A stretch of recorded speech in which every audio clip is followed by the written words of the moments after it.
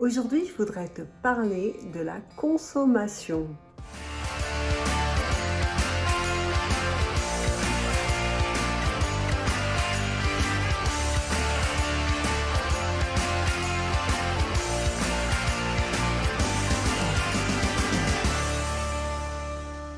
Alors, la consommation. Tu as vu comme nous sommes attirés par les couleurs vives, les couleurs gaies, les choses amusantes. D'ailleurs, nos enfants sont toujours attirés par le dessin animé, même si en fait ils ne mangent pas ces céréales, mais ça leur attire l'œil. Mais ça, c'est un fonctionnement de ton cerveau que les publicitaires ont bien compris. Et bizarrement, on ne sait pas trop pourquoi, mais ils ont mis ça sur les choses qui ne sont pas saines pour toi. Mais par contre, tout ce qui est sain, comme les légumes, les fruits, les choses qui sont appétissantes, ben là c'est neutre. Ils n'ont pas mis des super dessins animés à la mode sur les tomates cerises, sur les fraises, sur les framboises. Non, non, non, pas du tout. Même sur les pommes, ils n'ont pas fait des... Non, non, parce qu'en fait ça ne les intéresse pas que tu manges ça parce que c'est sain. Et ouais, malheureusement, notre société fait qu'ils veulent qu'on consomme. Et pour consommer des choses qui ne sont pas spécialement bonnes pour toi, qu'est-ce qu'il faut ? Ils vont te mettre des jolies photos, ils vont te mettre des jolies couleurs. Pourquoi ? Parce que ton cerveau a un fonctionnement instinctif d'alimentation vers des couleurs qu'il connaît. C'est un peu comme les animaux. Les animaux vont sentir de suite quelle couleur ils vont prendre, qu'est-ce qui les attire, qu'est-ce qui est bon pour eux. Et bien nous, on a cet instinct primitif qui est lié en fait, alors moi je l'appelle la tête d'ampoule, ce que j'appelle le logisticien du corps. Et c'est lui qui gère et il a des codes. Et ces codes-là, entre autres, c'est de faire fonctionner ton corps avec ce qui est bon. Donc, avec le temps, le marketing, les publicitaires, la télévision te font croire qu'une barre de céréales hyper sucrée, c'est bien, que le sucre, c'est mieux que le miel, que le goût sucré, c'est identique au sucre. Tout ça, on te le fait croire. Mais en fait, ce n'est pas bon pour toi. Et le problème, c'est que tu ne sais pas ce qui est bon pour toi. Alors, tu lis des magazines, tu te renseignes, tu te dis, tiens, peut-être que je dois manger que des crudités, ou peut-être que de la viande, ou peut-être pas de viande, ou peut-être pas de poisson. On essaye toutes les techniques possibles pour être bien avec soi-même. Sauf qu'en fait, le problème, c'est qu'on a les publicités. Il faut savoir que lorsqu'il y a un événement catastrophique dans le monde, eh ben, on consomme plus. Et les publicitaires adorent quand il y a une catastrophe dans le monde quelque part. C'est une façon de parler, bien sûr.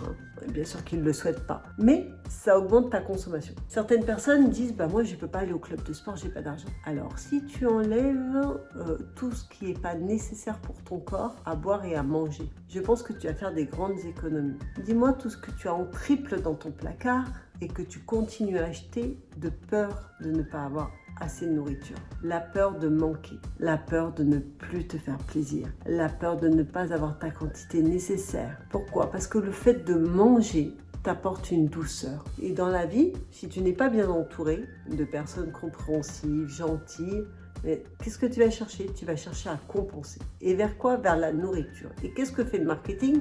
Il te montre la super pub de la quiche super chouette de super machin et le super gâteau que tout le monde est super heureux de se partager sur une table avec plein d'amis qui fait 350 calories et non pas des fraises juste avec du miel ou avec du sirop d'érable. Non, bah non, on va te mettre du sucre de telle et telle marque.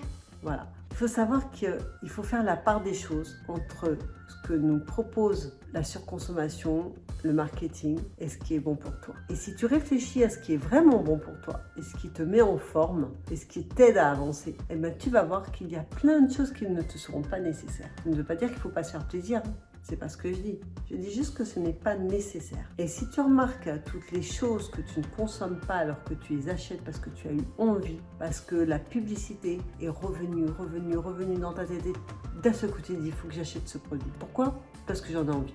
Mais il n'y a pas de raison réelle pour le faire. Ton cerveau, malheureusement, fonctionne comme ça. Souvent, je dis que c'est mon meilleur ennemi. Oui, parce qu'il n'est pas toujours cohérent, en fait, malgré ce qu'on peut croire. Dans une de mes vidéos, je parle de Cléopâtre, je parle de Jules César, je parle aussi des émotions et de Monsieur Logistique tel Tampoul. Et bien là-dedans, en fait, tu comprendras qu'ils ont un fonctionnement bien à eux et qu'il faut, en fait, pour maigrir, Et c'est comme ça que j'ai réussi à maigrir.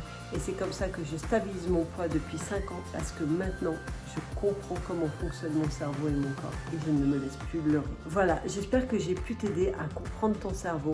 Ce qu'il faut comprendre, c'est que ce n'est pas l'emballage qui va te faire la nourriture. Et il faut aussi que tu fasses comprendre ça à tes enfants. Qu'en fait, on est en train de leur mentir. On est en train de leur raconter n'importe quoi. Et il faut leur dire, attention, en fait, là, il se joue de toi et de ton cerveau. Et si vous en êtes conscient, vous pourrez l'instruire à vos enfants et leur expliquer comment ça fonctionne et comment le marketing et les publicitaires font pour nous faire consommer du grand n'importe quoi. J'espère avoir été claire dans ce sujet-là, de vous avoir aidé. N'hésitez pas à aller sur mes autres réseaux, Facebook, TikTok, Instagram, où je vous donne encore tout plein d'astuces. J'ai décidé que ma mission était de vous aider à être mieux dans votre peau et à sortir de cette obésité qui n'est plus possible. Elle vous tue chaque jour. Elle a failli me tuer. Heureusement, je me suis pris à temps parce que j'ai compris comment mon cerveau fonctionnait et quelle était la stratégie à mettre en place avec moi. Clique ici, abonne-toi, fais-moi part de tes commentaires et je te dis à très vite.